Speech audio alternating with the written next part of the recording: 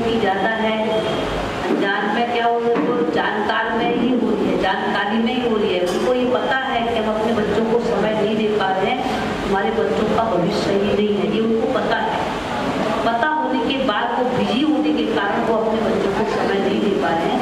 लेकिन आप लोग यूट्यूब के माध्यम से और पत्रकार पेपर के माध्यम से भी थोड़ा सा, क्योंकि मोबाइल एक ऐसी चीज़ है जिसमें लोग न्यूज़ को जरूर देखते हैं, सब कुछ देखते हैं, उनमें भी थोड़ा संस्कारों के बारे में बातें मुझे मिले हैं। तो कुछ ना कुछ मेरे तो ये भाव है कि बच्चों पे भी संस्कार अच्छा जाएगा और उनके माता पिता पे भी संस्कार अच्छा जाएगा। हाँ, मेरे पास में कई माता पिता आते हैं शिकायत लेके कि मेरे बच्चे मेरी बात नहीं मानते, ऐसा भाव लेके माता पिता आते हैं। फिर हम उन लोगों को, बच्चों को पूछते हैं कि आपको सुबह उठ के चाय कौन देता है, भोजन कौन देता है, नाश्ता कौन देता है, तो वो कहते हैं माता पिता। फिर हम लोग उनसे पूछते हैं कि आपको मकान रहने को किसने दिया, वो कहते हैं माता पिता। फिर हम लोग उनसे पूछते हैं आपको पढ़ाई का फीस वगैरह कौन देता है, तो कहते हैं माता पिता। तो फिर अगर हम लोग उनसे पूछते हैं फिर आपको बात किसकी माननी चाहिए, तो वो अपने आप ही कहते हैं कि माता पिता, कि जो माता पिता हमारे लिए इतना कार्य कर रहे हैं तो हमें आदेश अपने माता पिता का मानना चाहिए। तो ये बातें उनके अंदर में डालना, एक पहला काम बच्चों के अंदर में ये बातें डालना। क्योंकि आज बच्चे लोग क्या कर रहे हैं कि दोस्त आधी रात में भी अगर फोन कर देगा तो दोस्त के लिए बच्चे उठ के चले जाएंगे, और माता पिता अगर आदेश देंगे तो बच्चे लोग मानने को तैयार हैं। तो ये चीजें जब हम बच्चों को सिखाते हैं कि आपको माता पिता जब सुबह से लेके शाम तक आपके साथ मेहनत कर रहे हैं तो आपका धर्म क्या है, तो वो कहते हैं हमें माता पिता का आदेश मानना चाहिए। तो बच्चे लोग फिर धीरे धीरे कोशिश भी करते हैं अपने। जब हम लोग पूछते हैं माता पिता से कि अब ये आप मुझे बात मानते हैं, तो लोग कहते हैं हाँ भाई, जब से आप बोल के गए हैं तब से ही हमारे आदेश में रहने लग गए हैं, अब फालतू टाइम अपना इधर उधर नहीं देते। ये है ना कि आज समाज के अंदर में इंग्लिश भाषा ज़्यादा चल रही है। कोई भी बात अगर पूछें किसी से तो कहते हैं इंग्लिश में बात करो। कई लोग ऐसे होते हैं हिंदी को नहीं जानते। तो मातृभाषा तो हमारी सबसे पहले है, लेकिन अब समय के अनुसार बाहर के लोगों से बात करनी है तो इंग्लिश की जरूरत है। जब इंग्लिश लोगों को बोलनी आती है, इंग्लिश में लोग बात करते हैं तो उनके अहंकार में थोड़ा जागृति आती है, और मातृभाषा जब पढ़ते हैं तो उनकी नम्रता दिखती है। नम्रता उनको दिखता है कि हाँ बहुत नम्र स्वभाव के हैं वो, मातृ शक्ति का एक प्रभाव उनके पास में आया। देखो, जब तक माता पिता के पास में धर्म नहीं होगा तब तक माता पिता का संस्कार बच्चों के पास नहीं लगता। बारही पूर्व पिता के धर्म, माता और पिता का जो धर्म है वो बच्चों को संस्कारी अपने आप बनाएगा। जैसे पूरब की तरफ मुंह कर लिया तो पीठ पश्चिम की तरफ अपने आप हो जाती है, करनी नहीं पड़ती। हिरण्यकश्यप ने तप किया और माता कयाधु ने संत नारद के आश्रम में सेवा किया, तो भक्त प्रहलाद नामी ग्रामी अपने आप हो गया, उसको बनाना नहीं पड़ा। तो जब माता पिता संस्कारी होंगे, भजन ध्यान करने वाले होंगे, पुण्य आत्मा होंगे, तो बच्चे संस्कारी अपने आप बनेंगे, ये पक्की बात। तो सबसे पहले माता पिता को इस पीड़ा को उठाना पड़ेगा, अध्यात्म का सपोर्ट लेना पड़ेगा और धार्मिक कार्य में एक आस्था जागृत करनी पड़ेगी। जब हमारे ग्रंथों में आवाज है कि 12 पूर्व माता पिता के धर्म, माता पिता के पुण्य बच्चों के संस्कार जगाएंगे, तो आप बताइए माता पिता को धर्म में फिर आगे रहना पड़ेगा कि पीछे? आगे जाएंगे तो बच्चे अपने आप ही संस्कारी बनेंगे। पहले के लोग, आपने सुना होगा कि जब माता गर्भवती होती थी तो उनको धार्मिक चीजें पढ़वाते थे, अध्यात्म चीज उन्हें देते थे, जिससे उन्हें गर्भ में ही संस्कार मिले। आप विष्णु पुराण का 7वां अध्याय पढ़ना चाहिए या देखना, मोबाइल में देखना, 7वां अध्याय। किस ढंग से भगवान विष्णु जो है अदिति को बोल रहे हैं कि आपकी कोख से देवता लोगों ने जन्म लिया और वो माता को सम्मान दिला रहे हैं। तो भगवान कह रहे हैं कि मैं भी आपकी कोख में रहना चाहता हूँ, जिससे कि मुझे भी आपके बच्चों जैसा संस्कार संस्कार मिल जाए। तो माता को संस्कार देने का एक माता का कर्तव्य है, और वो कभी दे पाएगी माता संस्कार बच्चों को जब वो अपने आप संस्कारी हो। अगर अपने आप संस्कारित नहीं होगी तो बच्चों को कभी संस्कारी नहीं बना पाएगा। इसलिए सबसे पहले माता और पिता को अध्यात्म का सहारा अवश्य लेना चाहिए। धार्मिक चीजों को अपने जीवन में ज्यादा अपना करना चाहिए। हमारा उद्देश्य है, प्रिया दौर था, दीपावली थी, तो आप लोग बहुत समाज में मेहनत करते हैं, हम देखते हैं, हमारे भगत लोग भी बहुत पत्रकार हैं। यहाँ तो अभी हमने ज़्यादा नहीं देखा है, हम लोग मध्य प्रदेश से ट्रांसफर होकर यहाँ पर आए हैं, और वहाँ पर हमने देखा था कि वहाँ पर पत्रकार लोग रात दिन उनको कभी चैन नहीं मिलता। वही जब आप लोग इतनी मेहनत करते हैं तो हम बहनों का भी तो कर्तव्य है कि आपको कम से कम थोड़ा सा मिठाई खिला दें। दीपावली भैया दूज का टीका कर रहे, इसलिए हम लोगों ने आपको निमंत्रित किया है उपलक्ष्य में, और भैया दूज के उपलक्ष्य में आपको जो है टीका करने के लिए, सम्मानित करने के लिए, क्योंकि आप बहुत सम्माननीय योग्य हो, आप लोग बहुत समाज के लिए मेहनत करते हो, समाज की उन्नति के भाव में आप लोग आगे हो, इसलिए हम लोग का भी कर्तव्य बनता है, हमारा धर्म है, हम लोग भी आप लोगों को सम्मानित करें। उद्देश्य है, संस्था का उद्देश्य है कि आप बाहर जगत में तो बहुत मेहनत करें, लेकिन आपके भीतर में इतनी बड़ी शक्ति विराजमान है जिसका मुकाबला पूरी दुनिया नहीं कर सकती। अगर वो शक्ति शरीर से निकल जाए, पूरा संसार मिल के एक मुद्दे पर ताकत लगाए कि मैं अपनी ताकत से 2 मिनट के लिए जिंदा कर सकता हूँ, तो आप बताइए क्या किसी में पावर है? पूरी दुनिया में नहीं कर सकती। और वो शक्ति अगर जो शरीर से निकली थी वो शरीर में वापस आ जाए तो 1 सेकंड में वो खड़ी कर देगी। तो आप बताइए पूरी दुनिया से वो शक्ति बड़ी है कि छोटी है? पूरे संसार से बड़ी है ना। मानवतान सेवा समिति जो संस्था है, जिसके संस्थापक सद्गुरुदेव श्री सतपाल जी महाराज जी हैं, उनका एक ऐलान है कि आप सारी दुनिया से तो मिल रहे हो, सारी दुनिया के भीतर में आप मेहनत कर रहे हो, लेकिन आपके भीतर में इतनी बड़ी शक्ति है, आप उससे भी मिलने का थोड़ा चाह मन में जगाए, उसके लिए संस्था काम है। बाहर जगत में आप बहुत मेहनत कर रहे हैं, पूजा पाठ तप व्रत तीर्थ सब कुछ कर रहे हैं, गंगा स्नान हर चीज कर रहे हैं, लेकिन जो आपके शरीर को चला रही है, इतने बड़े शरीर को उठा के चल रही है, जब वो शक्ति निकलती है तो इसी शरीर को 4 लोग उठा के चलते हैं। तो वो शक्ति से मिलने का कार्य भी आपके मन में होना चाहिए। इसके लिए मानव ध्यान सेवा समिति की जो संस्था है वो जगह जगह सद्भावना सम्मेलन करके लोगों को प्रेरणा दे। मेरे मन में ये भाव है कि मनुष्य को सबसे पहले अपने मन के रोग की दवाई चाहिए, मन की औषधि, क्योंकि मन की जब तक औषधि नहीं है तब तक इंसान अपनी जिंदगी में शांति नहीं ले सकता है, क्योंकि मन अशांत करता है। मन का काम है लोगों की जिंदगी में आफत बचाना, चाह प्रकट करना, और मन को किसी ने रोक लिया है तो वह हर रास्ते में सफलता का प्रतीक हो जाएगा। तो मन की जो औषधि है ये मानव ध्यान सेवा समिति का दरबार देता है। मन को रोकने का जो ट्रैक, जो विधि है, जो साधन है, वो ये संस्था बताती है। मन आपका अंदर है और साधन बाहर हो रहे हैं। व्रत करो बाहर, तप करो बाहर, पूजा करो बाहर, पाठ करो बाहर, मन अंदर में है। अब आप बताइए जब मन अंदर में है और पूजा बाहर चल रही है तो अंदर के मन को कैसे बदल देगा? अंदर में पूजा कैसे हो? गाते हैं तेरे पूजा को भगवान बना मन मंदिर आलिशान, कि मन का मंदिर पूजा के लिए बना हुआ है। तो अब आप बताइए जब मन का मंदिर बना हुआ है तो उसमें पूजा होनी चाहिए कि नहीं होनी चाहिए? होनी चाहिए ना। लेकिन मन के मंदिर में पूजा हम कर कैसे पाएंगे जब उसके भीतर जाने का रास्ता पता हो? और मन का मंदिर बनाया किसने? बनाने वाला कौन है? बम्बई के सेठ लोगों ने तो बनाया नहीं। किसने बनाया मन मंदिर? भगवान ने बनाया। अब आप बताइए जिस मंदिर को भगवान ने बनाया हो उसमें ताकत ज्यादा होगी या कम होगी? ज्यादा होगी। तो जब ज्यादा ताकत है तो ज्यादा ताकत लेने के लिए हमें मन के मंदिर में प्रवेश होने का रास्ता पूछना पड़ेगा कि नहीं पूछना पड़ेगा?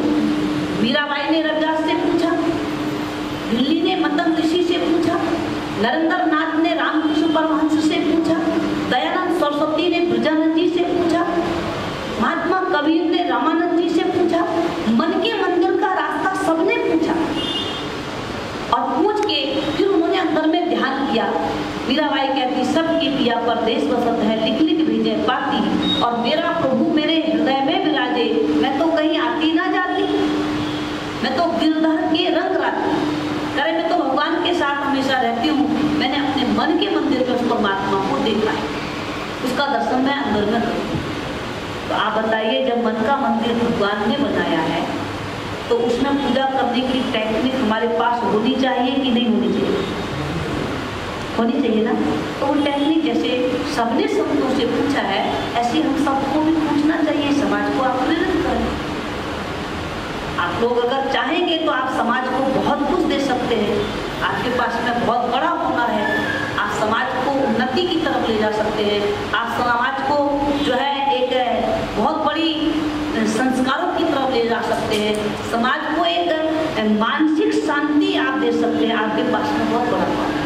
तो हम ये चाहते हैं कि आप बाबा थोड़ा सा ये अध्यात्म को भी थोड़ा सा साथ में लोगों के साथ थोड़ा जुड़ के थोड़ा लोगों को संस्कार देने में हम लोगों का सपोर्ट करें, ये हम लोग आपसे प्रार्थना करें। ये मन के मंदिर की पूजा कैसे की जा सकती है? हाँ, मन के मंदिर की पूजा करने का ही रास्ता हम सब महात्मा बताते हैं। सच्चे जो सद्गुरु होते हैं वो मन के मंदिर में प्रवेश कैसे किया जाता है। मंदिर में जैसे आप जोत जलाते हो, मन के मंदिर में जोत जल रही है। रामायण इस बात का गवाही है, नहीं चाहिए कछु दिया घृत बाती, परम प्रकाश रूप दिन रात, दिन रात प्रकाश है, घी बत्ती चाहिए। अभी नवरात्रे हुए, लोगों ने 9 दिन बत्ती घी जलाई, लेकिन 9 दिन के बाद बंद हो गया। लेकिन एक जोत है जो हमारे मन मंदिर में निरंतर चल रही है, उसके लिए ना घी चाहिए, ना बत्ती चाहिए, ना माचिस चाहिए। करे परम प्रकाश, अनादि प्रकाश है, उसी की दीक्षा लेने के लिए संतों के पास में आना पड़ता है, गुरुओं के पास जाना पड़ता है, उसकी जानकारी करने के लिए। क्योंकि भगवान विष्णु ने कहा कि रास्ते जाने के 2, एक अंधकार का रास्ता है, एक प्रकाश का रास्ता है। 2 बसें हैं, एक में लाइट है, एक में लाइट नहीं है। तो आप बताइए गाड़ी कौन से खतरे में? जिसमें लाइट नहीं है वो खतरे में है। तो ऐसे ही ये जो जीवन है, इसमें अगर परमात्मा की रोशनी हमें पता नहीं है तो हमारी जिंदगी बिना लाइट की है, और परमात्मा की रोशनी अगर हमें पता है तो हमारी गाड़ी लाइट वाली है, खतरे से मुक्त है। तो आप बताइए, पूरी जिंदगी जितनी जिंदगियां हैं संसार में, उनको खतरा मुक्त होना चाहिए कि नहीं होना चाहिए? होना चाहिए ना। तो उनको लाइट से जोड़ना है, उस प्रकाशक स्वरूप परमात्मा से जोड़ना है, जिसलिए रामायण में कहा परम प्रकाश, प्रकाश स्वरूप परमात्मा है, सहज प्रकाश रूप भगवान। बाइबल में कहा है गॉड इज लाइट, परमात्मा एक रोशनी है, प्रकाश है। देवी पुराण में कहा या देवी सर्वभूतेषु प्रकाश रूपेण संस्था, प्रकाश रूप है। वेदों में कहा भर्गो देवस्य धीमहि धियो यो न प्रचोदयात्, भर्गो रूप है, ज्योति रूप है। और जो है गीता में कृष्ण भगवान ने कहा ज्योति सामपि ज्योति तमसा परमुच्यते, वो ज्योतियों का ज्योति है, प्रकाश है। तो सारे ग्रंथ कह रहे हैं कि वो परमात्मा एक रोशनी है, एक प्रकाश है, और है कहाँ? तो अस प्रभु हृदय, वो सबके मन मंदिर में। आपने देखा होगा अभी हमारा शरीर गर्म है, और जब उस शरीर से वो प्रकाशक स्वरूप परमात्मा निकलता है तो लोग क्या कहते हैं कि वो गया, ठंडा पड़ रहा है, वो तो गया। कौन गया? लालटेन की अंदर में जोत जलती है, लालटेन का कांच गर्म रहता है, और जोत बंद हो जाती है तो क्या होता है? ठंडा हो जाता है। शरीर रूपी लालटेन परमात्मा की रोशनी है तो गर्म है, और परमात्मा की रोशनी निकली तो ठंडा पड़ जाता है। लोग कहते हैं वो गया तो ठंडा पड़ गया। तो वो रोशनी से मिलना हमारे जीवन का परम धर्म है, और हम आप लोगों से यही चाहेंगे कि लोगों के जीवन में इसके बारे में जागृति आए, समाज इसके लिए जागरूक हो, और अपने अंतःकरण की ज्योति को अपने जीवन में जाने, उस ज्ञान की रोशनी में अपनी जिंदगी को जिए। क्योंकि ज्ञान की रोशनी अगर जीवन में होगी, जिस कमरे में उजाला होता है उस कमरे में सोफा, बेड, टेबल कुछ भी पड़ा हो लेकिन टकरा नहीं सकते। और जिस कमरे में अंधेरा है तो सोफे से भी टकराएंगे, टेबल से भी टकराएंगे, बेड से भी टकराएंगे। तो जिस जिंदगी में अंधकार है वो अंधेरे की जिंदगी दुख भरी जिंदगी है, और उजाले की जिंदगी सुख भरी जिंदगी है। तो आप बताइए कौन सी जिंदगी जीवन में जीनी चाहिए? उजाले की ना। तो बस ये हम प्रार्थना करें कि अगर इंसान अध्यात्म को अपने जीवन में ले ले, जान ले, तो वो इंसान के संस्कारों को जागृत करता है। वो इंसान के अंदर में एक ऐसी शक्ति को भर देता है, अध्यात्म जो होता है ऐसी शक्ति को भर देता है कि उसके साथ में मोबाइल है चाहे कुछ भी है, लेकिन उससे भी वो अध्यात्म ही ढूंढेगा, संस्कार की चीज लेने की वो कोशिश करेगा। हमारे बीच में भाई लोग हैं, सभी को प्रणाम। महात्मा जी भाई को प्रणाम। मैं इस दरबार से पिछले 20 साल से जुड़ा हुआ हूँ, और जब मेरी स्कूल की यात्रा चालू हुई थी तो मैं खुद एक बहुत बुरी संगत में फंस गया था। तो उसके बाद जब मेरे घर में थोड़े लोग सत्संग सुनते थे, तो जिसकी वजह से वापस मैं सत्संग का जो मतलब साधु संत आते थे उनका सानिध्य मिलता था, जिसकी वजह से मैं वापस गलत रास्ते पे जाते जाते बचा। और उसके बाद वापस मेरी यात्रा कॉलेज की हुई। आज मैं अभी HDFC बैंक में जॉब करता हूँ, लेकिन उस जो जर्नी है लाइफ की, उसमें बहुत सारी जगह पे आपको निगेटिविटी हैम्पर करती ही करती है। तो उस वक्त आपको क्या ऐसे थॉट्स हैं जिनकी वजह से आप बच पाते हैं? तो ये संस्था जो आध्यात्मिक संस्था है, आध्यात्मिक विचार है, यही सब हमको बचा के रखते हैं, जिसकी वजह से आज हम अच्छे लाइन पे लगे हुए हैं, अच्छे विचार मन में आते हैं। हम ऐसा प्रताड़ित नहीं होते कि यार पता नहीं अब मैं क्या करूँ इस वक्त, मतलब मेरे माइंड में ये नहीं चलता क्या मुझे समझ में नहीं आ रहा है क्या करना चाहिए। क्लैरिटी ऑफ माइंड मिल जाती है, क्योंकि हम जो यहाँ पे प्रैक्टिस सिखाते हैं वो प्रैक्टिस आपको है ना पीस देता है, वो आपको अलर्टनेस देता है, आपको अवेयर रखता है कि भाई आप जिंदा हो तो किस तरह से जिंदा हो और किस तरह से आपका जीवन चलना चाहिए। तो ये जो चीज है ये आपको है ना अवेयरनेस एक मेडिटेशन के थ्रू ही आता है। तो जब आप मेडिटेशन प्रैक्टिस करते हैं तो आपका अवेयरनेस लेवल बढ़ता है। आज कितनी जगह पे हम देखते हैं कि है ना लोग हार्ट अटैक से मर जाते हैं। तो ये हार्ट अटैक आने से पहले आपको पता चल सकता है, बट उसके लिए एक अवेयरनेस चाहिए, एक सूझ, एक होश चाहिए। वो होश कैसे आएगा? जब होश का अभ्यास करेंगे। तो ये संस्था हमको होश में रहने का अभ्यास सिखाती है कि किस तरह से आप अपने होश में रहिए। तो होश में रहने की जो क्रिया है, विधि है, वो साधु संत यहाँ पे हमको समझाते रहते हैं, और इस होश को बताने के लिए ढेर सारा सत्संग सुनाते हैं। उस सत्संग से जो विचार निकलते हैं वो हमको बहुत सारे हमारा जो डे टू डे लाइफ है उसमें डील करने के लिए हमको हेल्प करता है। तो ऐसे ढेर सारे लोग हैं यहाँ पे, डॉक्टर साहब भी हैं, मेरे ख्याल से राय नहीं है। तो हम लोग बचपन से जुड़े हुए हैं, तो हमको बहुत सारा मतलब सहयोग मिला है यहाँ से कि आप कैसे जीवन जिए, और आज हम जुड़े हैं, अभी तक आप देख ही रहे हैं। मानव धर्म संस्था हमें हर एक सिचुएशन में डील करना सिखाता है। मैं अभी 9th स्टैंडर्ड में हूँ सेंट जेवियर स्कूल से, एंड मैं मेरे फ्रेंड्स को भी बहुत यहाँ कभी कभार ले आती हूँ। इवन वो लोग को बहुत अच्छा लगता है। हमें पुरानी कथाएं, हर एक चीज़ सिखाई जाती है। बड़ों से बात करने का तरीका, कैसे बड़ों से हमें रहना चाहिए, संस्कार सिखाए जाते हैं। और हमें सेवा करना, सेवा का महत्व, हमारे माता पिता का महत्व हमें सब बताया जाता है। अब बहुत बच्चे होते हैं जो पढ़ाई में मतलब इतना वो हो जाते हैं कि वो संस्कार अपने भूल जाते हैं, लेकिन यहाँ हमें दोनों को मैनेज करना सिखाता है कि आप पढ़ाई के साथ साथ अपने संस्कारों पे कैसे ध्यान दें, और दुख सुख ये तो जीवन का हिस्सा है, उसमें भी आप कैसे डील करें। मतलब आप ज़्यादा, अब आजकल बहुत लोग डिप्रेशन में चले जाते हैं, एंजाइटी, तो वो सबसे बच के आप कैसे अपने आप को संभालें, वो सब सिखाया जाता है। तो थैंक यू। सभी को सादर प्रणाम। आप लोग यहाँ पे हमारे आश्रम में आए और अपना टाइम दिया, इसके लिए मैं पहले आपको धन्यवाद करता हूँ। कि कल मेरी एक बच्ची से बात हो गई थी, तो मैंने उसको पूछा कि आप क्या करोगे आगे चल के, तो उसने कहा कि मैं साइकोलॉजी से प्रैक्टिस करूँगी। तो मैंने कहा साइकोलॉजी क्यों? तो उसका जवाब बड़ा इंटरेस्टिंग था। वो 80% दुनिया पागल हो गई। एक बच्ची कह रही है था, तो अभी किसी ने प्रश्न भी पूछा, भाई साहब ने पूछा कि मोबाइल फ़ोन का और सारा इस्तेमाल करके लोग जिस लेवल पे उनका चेतना जा रही है, और हम सब देख भी रहे हैं सोशल मीडिया पे लोग किस तरह से बिहेव कर रहे हैं, तो मैंने उसकी उस जवाब को मजाक में तो लिया शुरू में, लेकिन मैं अब उसको गंभीरता से लेने लग गया कि बात सही है। अगर हमने इसको अभी नहीं रोकने की कोशिश की तो ये समस्या बढ़ने वाली है। और मैं देखता हूँ छोटे छोटे बच्चे बिना मोबाइल के रह नहीं सकते, और स्कूल में भी कॉलेज में भी आप देखेंगे तो अब टीचर्स के लिए भी बड़ा आसान है कि हर चीज़ उन्होंने मोबाइल पर, तो जो चीज़ से हमें बचनी है या जिस चीज़ का बचना तो नहीं कहते, जिस चीज़ का बैलेंस इस्तेमाल हमें होना चाहिए हमारे जीवन में, उसको हम इतना ज़्यादा कर रहे हैं कि बच्चे खाते हुए भी देख रहे हैं और सारी एक्टिविटी और फिजिकल एक्टिविटी।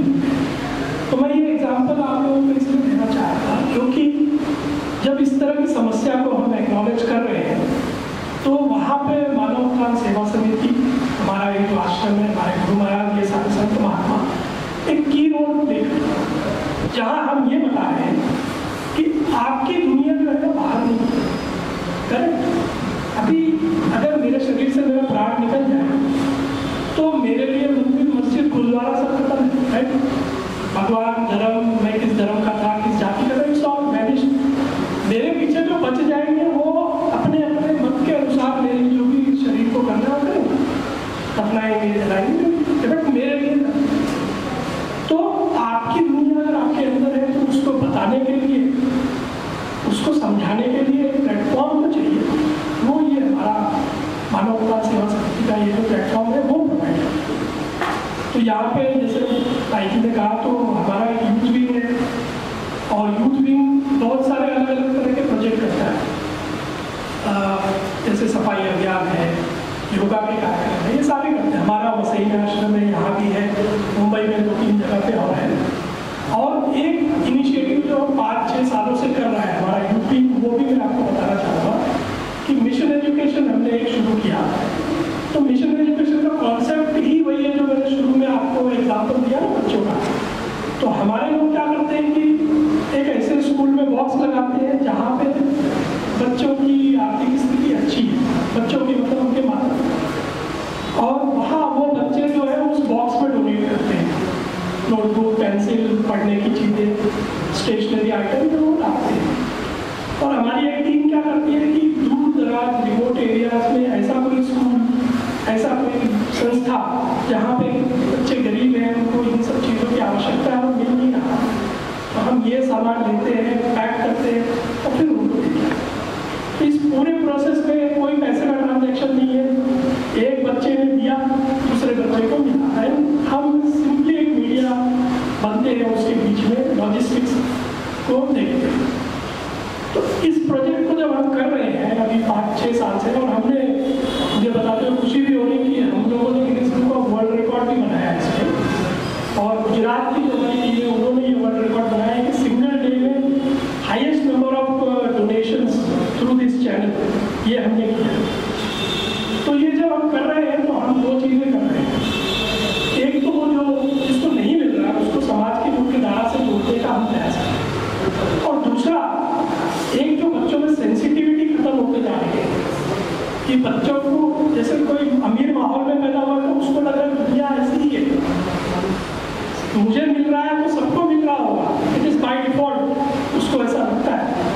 तो हम उसको बता रहे हैं कि नहीं, देखो यू आर वेरी प्रिविलेज्ड, आपको मिल रहा है, लेकिन ऐसे बहुत अच्छे जिनको नहीं मिल रहा है। तो उसके अंदर एक कंपैशन, एक दया की जो भावना है वो हम जागृत करने का प्रयास करें, क्योंकि माता पिता को भी, देखिए टू बी वेरी फ्रैंक, माता पिता को भी बच्चों को संस्कार देने का समय नहीं, माँ भी काम ऑफिस में जा रही है, पिता भी जा रहे हैं, सारे एक साथ ही घर में आ रहे हैं, अपने मोबाइल से फुर्सत मिलने के बाद वो पूछ पा रहे होंगे बच्चों से लेकर कैसा रहा आपका दिन। और बच्चे आजकल आपको सारी चीज़ें बताते भी। मेरे 2 बच्चे हैं, एक बड़ा बेटा है और एक छोटी बेटी है, तो मैं हमेशा ये कोशिश करता हूँ कि मैं उनसे आधा घंटा 1 घंटा डायलॉग करूँ, जस्ट टू नो कि उनकी लाइफ में चल क्या है। क्योंकि हम बोलते हैं ना जेनजीज, आजकल जेनजीज के ऊपर बड़ी बातें हो रही है, तो dialogue between father, parents and child बहुत रिड्यूस हो गया। उपस्थित मंचासीन संत समाज, सम्मानित पत्रकार बंधु और बहनों, आप सभी इस पत्रकार सम्मान सम्मेलन में आए, आप सभी का स्वागत है। जैसे कि भाई जी ने कहा कि मुझे कुछ सब कहने हैं, हमारे वरिष्ठ जितने थे उन्होंने कुछ ना कुछ आपको प्रेरणादायक बातें बताई। सभी मन का ही इसमें चल रहा है, सबको देख रहे हो कि मन पे ही बात हो रही है। मन ही सबके मुक्ति का भी कारण है और बंधन का भी कारण है। तो आप लोगों को ये समझना बहुत ज़रूरी है कि हम मन को कहाँ लगाएं। तो उसके लिए तो हमारे बीच में संत महात्माएँ हैं जो आपको गाइड करेंगे कि मन को कहाँ लगाना है। परंतु आप लोगों से हमें ये मदद की अपेक्षा है कि समाज को बताएं कि मन, आप लोग देख रहे हो कि समाज में बहुत सारे ज्ञान की बातें भी हो रही है, अपने अपने स्तर पे लोग ज्ञान का प्रचार भी कर रहे हैं, लेकिन समाज में वो परिवर्तन नहीं आ रहा है जिसकी हमें आवश्यकता है। तो समाज को वो परिवर्तन कैसे मिलेगा? सही रास्ते पे चलकर ही मिलेगा। आज कोई कर्म नहीं करना चाहता है, सबको आसानी से सब कुछ मिल जाए, मुझे कोई कष्ट ना मिले। और लेकिन भगवान राम का जीवन देख लीजिए, वो कष्टों भरा जीवन है। जब तक वो वन में नहीं गए तब तक उनको भगवान किसी ने माना नहीं। तो ऐसे ही जीवन में अगर आप उस चीज़ को समझे कि आज हम परीक्षा भी देते, हम पढ़ाई करते हैं, 10th पढ़ रहे, 12th पढ़ रहे, तो हम एक परीक्षा देते तब हमें एक सर्टिफिकेट मिलता है कि आप 10th पास हुए। तो वैसे ही अध्यात्म भी आपको हर घड़ी हर जगह पे आपकी एक परीक्षा देगी, और लेकिन वो परीक्षा कोई देना नहीं चाहता है, क्योंकि सबको आसान जीवन जीना है, सबको सुख समृद्धि चाहिए। वो कैसे आ रही है वो उसमें को नहीं देखता कि हमें अच्छी संगत से आ रही है कि बुरी संगत से आ रही है। तो यही सारी चीज़ें आप जितना इसको पढ़ेंगे समझेंगे तो आप लोगों को बोलने के लिए तो बहुत सारी चीज़ें, लेकिन आपको ये समझना होगा कि हमें करना क्या है, पहले वो डिसाइड होने के बाद ही आप कुछ कर सकते हो। तो सबको वही करना है, आप लोगों का सहयोग चाहिए। और हमने भाई जी ने सबने बताया ही, तो ये हमारी जो संस्था है श्री हंस जी महाराज, जो हमारे ये संस्था के जिसको सर्वे सर्वा बोल सकते हैं, उन्होंने इसको स्टार्ट किया। जो उनकी 125वीं जयंती आ रही है 8 नवंबर को, तो हम चाहते हैं कि आप समाज में ये सब प्रेरणादायक लेख लिखे, हमने आपको एक दिया भी है उसमें, कि आप लोगों को प्रेरित करें, लोगों को ये सच्चे ज्ञान के बारे में पता चले और लोग हमसे जुड़े, आपके माध्यम से जुड़े, मतलब आपके माध्यम से जो भी न्यूज़ जाएगी। और ये हमारे आश्रम है यहाँ पे मुंबई में, हमारा आश्रम है श्री हंस विजय नगर आश्रम है, Vasai city sector 6, Vasai east में पालघर में। तो आप लोग वहाँ पर आइए 2 नवंबर को, वहाँ पे 10 से 2 हमारा प्रोग्राम है। सभी को आमंत्रण है, भाई जी ने जैसे पहले ही दे दिया है, पूज्य महात्मा जी वहाँ के प्रभारी हैं। तो आप लोग वहाँ अवश्य आए और आप वहाँ का आनंद लेंगे। वहाँ हमारा बहुत बड़ा मतलब नेचर व्यू है, वहाँ पे पेड़ है, पौधे, जो वहाँ हमारे जैसे दिलीप द्विवेदी जी है, संतोष जी है, वो सब आ चुके हैं, हमारे तिवारी जी आ चुके हैं। तो आप लोगों को भी आमंत्रण है कि आप लोग सभी लोग वहाँ आए। और 8 नवंबर जो हमारे हंस जी महाराज जी का जन्म जयंती है, उसके उपलक्ष्य में आप लोगों का सहयोग चाहिए कि समाज में उनकी जो विचार है वो जाए। तो इसी यही प्रेरणा के रूप में कहना चाहेंगे। और बाकी धन्यवाद सब लोग आपका आने का।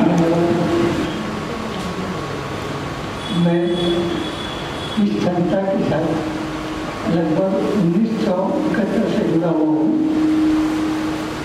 और बचपन से लेके आज तक मैंने बहुत कुछ इसमें अनुभव किया, बहुत कुछ देखा, लेकिन जो अनुभव किया वो शब्दों में वर्णित करना असंभव है, क्योंकि अनुभव जो मुझे हुआ है, बहुत सारे अनुभव हुए। और मैं केवल इतना ही कहना चाहता हूँ कि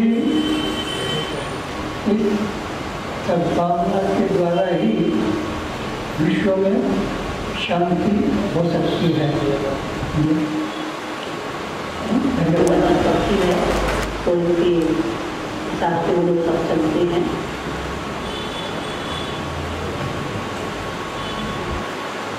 आदरणीय पूज्य महात्मा भाई जी और आए हुए हमारे सभी पत्रकार बंधु और हमारे प्रेमी भाई, वो लोग काफ़ी समय से प्रेस वार्ता में सारी बातें संस्था के बारे में हमको बताया गया, महाराज जी का परिचय बताया गया।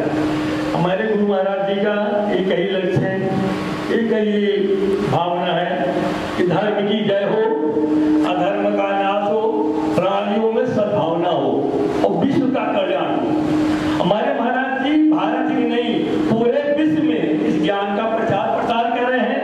और वैसे ही 10,000 महात्मा भाई, कम से कम 10,000 महात्मा भाई हर क्षेत्र में, पूरे विश्व में, हर शहर में, हर जिले में, हर जगह जो सेवा कर रहे हैं और लगे रहे हैं।